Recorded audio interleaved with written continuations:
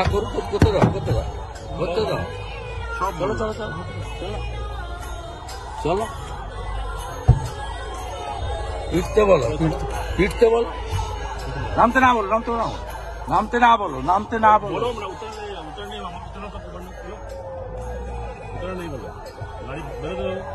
अरे गाड़ी के जेते बोलो तुम गाड़ी को नहीं अब डाय चलो डाय चलो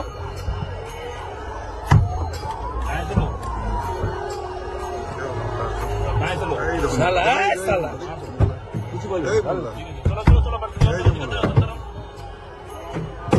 चलो माने दो कत दो ভালো ठीक है चलो चलो चलो स्पीड बढ़ो स्पीड बढ़ो चलो आप बढ़ो बोले आप तेज बढ़ो साइड से बढ़ो आप बढ़ते रहो आप बढ़ते रहो आप बढ़ते रहो चलो आप बढ़ते रहो आप बढ़ते रहो आप बढ़ते रहो बढ़ते रहिए आप बढ़ते रहिए चलो আমরা ভোট করিব এটা করব সেটা করব পাবলিক মারা যাচ্ছে এরা কি করতেছে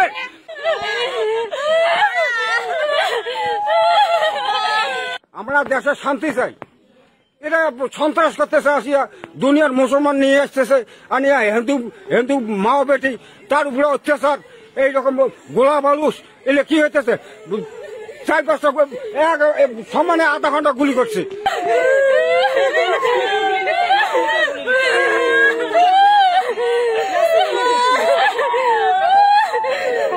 আমরা ভোট করিব এটা করব সেটা করব পাবলিক মারা যাচ্ছে এরা কি করতেছে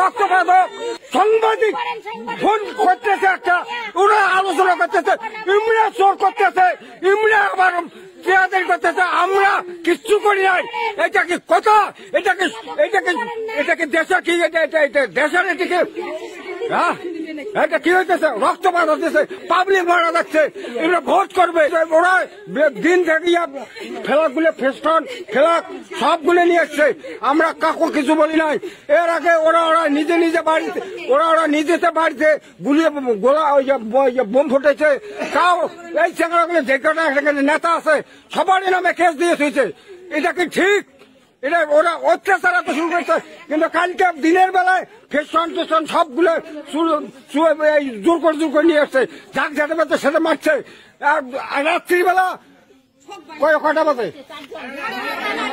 9টা থেকে 8টা থেকে 9:30 তার মধ্যে এরা এই গুলি করলো দিন এরা লাগিয়ে এক গাড়ি পুলিশ নিয়েছে বাতি রাতি ছাড়া ওরা আসিয়া এই থাকার নেতার ঘর আছে মণি ভুট্টু চঞ্চল শিবিন উদয়ন গোয়াল পাঠিয়ে দিচ্ছে চায়না বেবি ফেস্টন নিয়েছে চায়না বেবি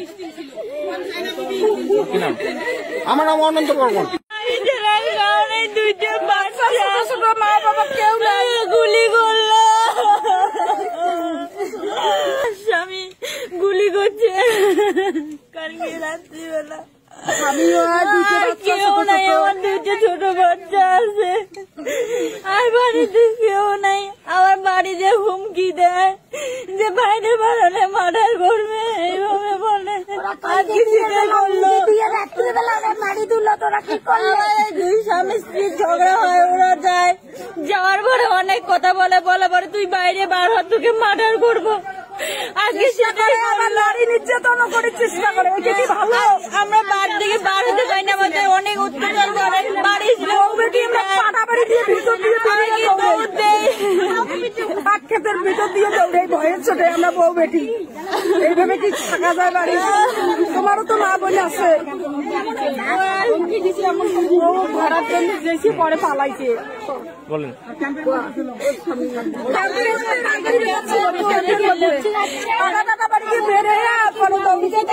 গুলি করে মারবো ওরা দিনের বেলা এমন করে বললো রাত্রে বেলা গুলি করে মারলো এখানে ভিতরে ছিলাম আমরা বউ বেটি বাড়ির ভিতরে আমার ধরার জন্য চেষ্টা করে পাঠা বাড়ি দিয়ে ভিতরে ওরা দিন তো ওরা কি করতেছে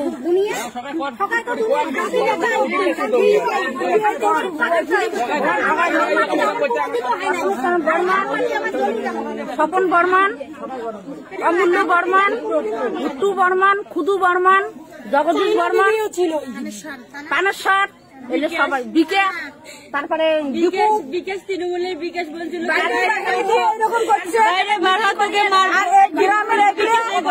আমার চেষ্টা করছে, আমরা তখন ভয়ে বাড়িতে থাকতে পারি নাই, তখন আমরা পাট খেত দিয়ে দৌড়ি যাইয়া ক্যাম্প ঢুকছি, ক্যাম্পের মধ্যে আমরা বাঁচিয়েছিলাম।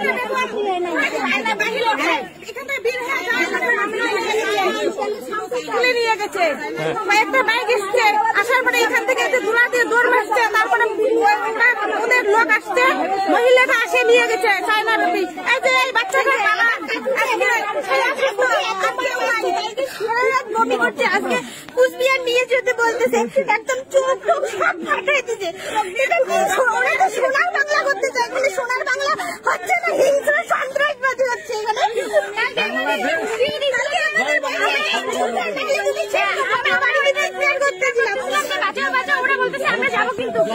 আসার পরে বাইক ঘুরাইলো, ঘুরার পরে বাইকে থেকে কর্মীদেরকে গুলি করলো, করার পরে এখানে এই যে এই চাংড়ায় ছিল এখানেও করছে, ওখানে রক্ত পড়ে আছে। তাহলে এইভাবে কি রাজনীতি করা যায়? আতঙ্ক, খুব আতঙ্ক, তো সেই আতঙ্ক, মানুষ বাড়িতে থাকতে পারে না। রাত্রে এই গ্রামের সব মানুষ ক্যাম্পে গিয়েছিল, ক্যাম্পের গাড়ি এসছে, বিএসএফ এসে নিয়ে গেছে সবাইকে তুলে। ওদের হামলার জন্য আমরা বাড়িতে কেউ থাকতে পারি। বাড়িতে 100-150টা বাইক এসছে বাড়ি ভাঙার জন্য, আসে বাড়ি আক্রমণ করছে, ধাওয়া দিছে যে প্রার্থীকে নমিনেশন তুলতে বলে যদি নমিনেশন না তুলে তাহলে পরবর্তী খুব খারাপ হবে, এমনকি রাজু যে প্রার্থী নিচে তাকে ডেট করা হবে। এদিকে জনসমর্থন ভালো, বিজেপি প্রার্থীকে চায়, কিচ্ছু করতে দেয় না, আমাকে ভোট প্রচার করতে দেয় না। ভোটের দিন তো হয়তো আরো এর থেকে বেশি আক্রমণ করতে পারে। আপনারা এখন কি করবেন সেটা আপনারাই জানেন, আমাদেরকে তো একটা শান্ত দিবেন যে কিভাবে, না হলে ভোটেই হবে না। আসে না তো, কই আসে না, কল করার পরেও আসে না। এখানে এত কিছু হলো, হওয়ার পরে ফোন অনেক কল হয়, তবুও আসতে চায় না।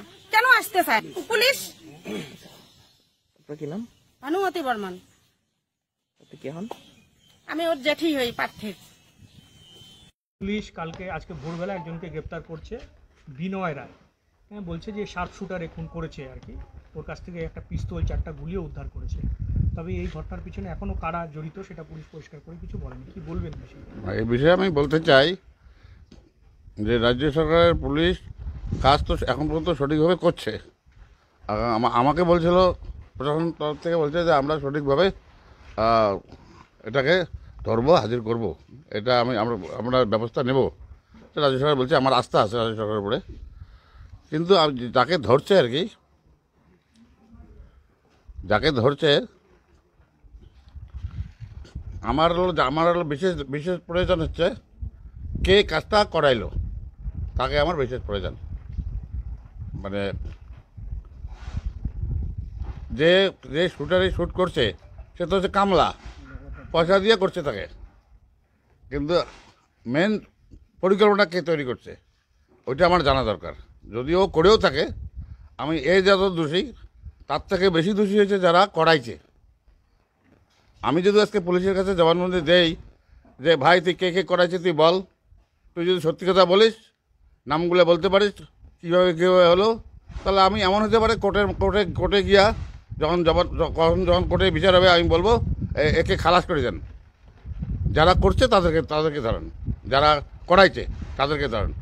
আমি ওই ছেলেটাকে তো ওইভাবে বলতে পারি, ভাই তুই সত্যি কথা বল, আমি তোমার ফাঁসি হোক আর তোমার যাবজ্জীবন হোক, আমি এখান থেকে তোমাকে বলে, আমি ম্যাজিস্ট্রেটকে বলে আমি যাতে তুমি বাঁচতে পারো সেই ব্যবস্থা করব।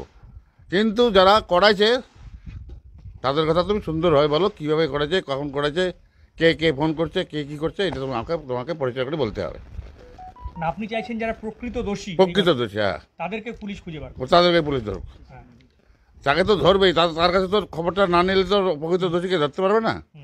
তার কাছে খবর নিক পুলিশ, খবর নিয়ে প্রকৃত দোষীকে বাইর করুক, তাহলে আমার আত্মার শান্তি হবে, আমার মনও পরিষ্কার হবে, আমার সরকারের উপরে যে আমার আস্থা আছে সেটাও আমার যাতে আমি দৃঢ় বিশ্বাসযোগ্য আমার হয় যে না এটা ঠিক কাজ করছে, ঠিক মানে লোককে ধরছে, আমার জন্য আত্মাটা শান্তি পায়, এইটুকুই আমার বক্তব্য। আপনার কি মনে হচ্ছে না যে অভয়াকে মারাটা অত্যন্ত অন্যায়, তামান্নাকে মারা অত্যন্ত অন্যায়? একদম, আমি দিদি সেটা বারংবার বলেছি। অন্যায় শুধু পাপ। এত গলা কেন ফাটাচ্ছেন, এত কেন গলাবাজি করছেন আপনি? কি বলেছি দিদি আমি? কি বলেছি?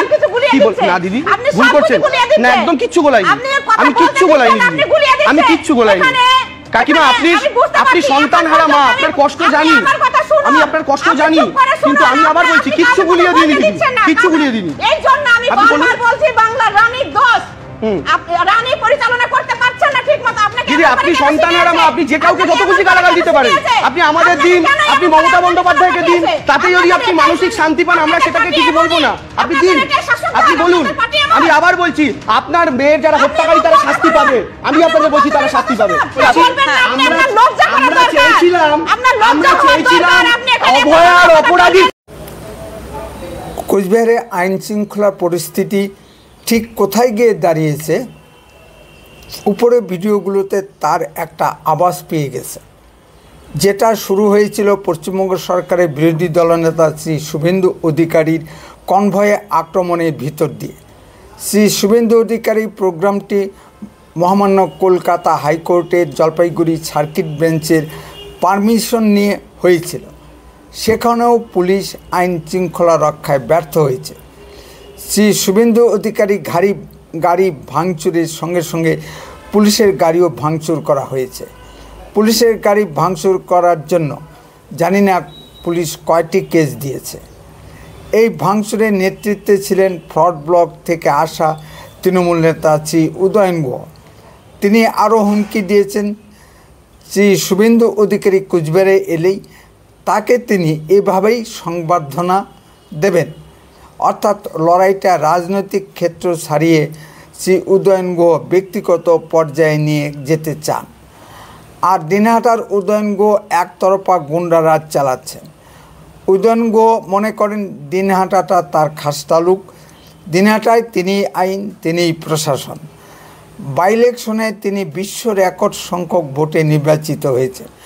সুতরাং তিনি তার নেতৃত্ব ফলাতে গিয়ে শ্রী শুভেন্দু অধিকারীর কনভয় আক্রমণের পরে দিনহাটা বিধানসভা ক্ষেত্রের বিভিন্ন জায়গায় সাধারণ বিজেপি কর্মীদের বাড়িঘর ভাঙচুর শুরু করেছে। বাবা বিজেপি করেন বলে তার 8 মাসের অন্তঃসত্ত্বা মেয়েকে পেটে লাথি মারা হয়েছে তৃণমূল আশ্রিত লুঙ্গি বাহিনীর দ্বারা। ওই মহিলা ও তার আনম্যাচিওর বেবি উন্নত চিকিৎসার জন্য কল্যাণীর এমস হাসপাতালে চিকিৎসাধীন। বিজেপির বিধায়ক প্রতিনিধি দলের উপরেও হামলা চালানো হয়েছে পুলিশের উপস্থিতিতে। পুলিশ নীরব দর্শকের ভূমিকা পালন করেছে। যে বৃদ্ধের মেয়ে আক্রান্ত তার হৃদয় বিদারক বক্তব্য আমরা প্রথমেই শুনিয়েছি। নমস্কার, আপনারা শুনছেন উত্তরে কণ্ঠ।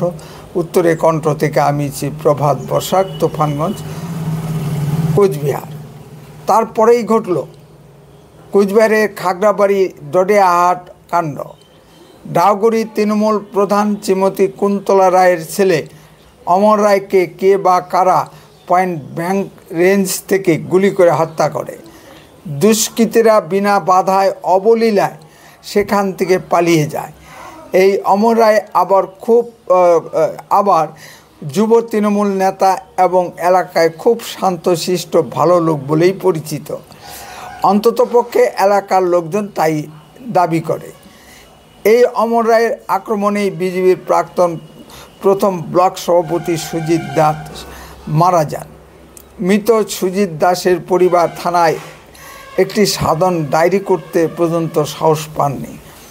এত ভালো লোক ছিলেন অমর রায়। প্রথম থেকেই তৃণমূল নেতৃত্ব ও উদয়ন গুহ সরাসরি বিজেপির ঘাড়ে দোষ চাপিয়ে দেওয়ার চেষ্টা করেন। তৃণমূলের আমতলা জামতলা ঝগড়া সব উবে যায়। এই বিষয়ে আমি একটি ভিডিও আপলোড করেছি, ইচ্ছা করলে দেখে নিতে পারেন। কিন্তু মৃতের বাবা প্রকারান্তরে তৃণমূলের গোষ্ঠী কোন্দলকেই দায়ী করেছেন। ঘটনা গতার 10-15 দিনের মাথায় পুলিশ আসাম সীমান্ত থেকে বানেশ্বর সিদ্ধেশ্বরীর এক দুষ্কৃতী বিনয় রায়কে গ্রেপ্তার করেছে আগ্নেয়াস্ত্র সমেত। ধৃত বিনয় রায় এই ঘটনার সঙ্গে জড়িত কিনা তা পরিষ্কার নয়। মৃতের বাবার কথাতেই তা প্রকাশিত হয়েছে। খুনের সঙ্গে একাধিক লোক জড়িত ছিল। পুলিশ এখনও তাদের গ্রেপ্তার করতে পারেনি। দেখা যাক কতজন বিজেপি লোক জড়িত বা গ্রেপ্তার হয়। বিজেপি সন্ত্রাস ও হত্যার রাজনীতিকে সমর্থন করে না। মৃতের বাবা সঠিক কথাই সংবাদ মাধ্যমের সামনে বলেছেন। তার দাবি, যদি এই বিনয় রায়ই খুন করে থাকে তবে এই বিনয় রায়কে সুপারি দিয়ে নিয়োগ করলো কারা? নিশ্চয় পিছনে বড় কোনো মাথা আছে। এখন প্রশ্ন হলো, এই বড় মাথাটি কে? পুলিশ কি তা কখনো উদ্ধার করে প্রকাশ করতে পারবে? আমরাও ঘটনা গতি প্রকৃতির দিকে নজর রাখছি। শ্রী উদয়ন গুহর এই গুন্ডামির জন্য কি বিজেপির রাজ্য ও কেন্দ্রীয় নেতৃত্ব দায়ী নয়? বিজেপির রাজ্য ও কেন্দ্রীয় নেতৃত্বের উদাসীনতার জন্যই শ্রী উদয়ন গুহর এত বারবারন্তর। সিবিআই তদন্তে ভোট পরবর্তী হিংসা মামলায় শ্রী উদয়ন গুহর নাম ছিল। কেন উদয়ন গুহকে কোর্টে তোলা গেল না? একই পথ বিজেপিকে তো দিতেই হবে। উদয়ন গুহকে তো তিহার জেলে থাকার কথা।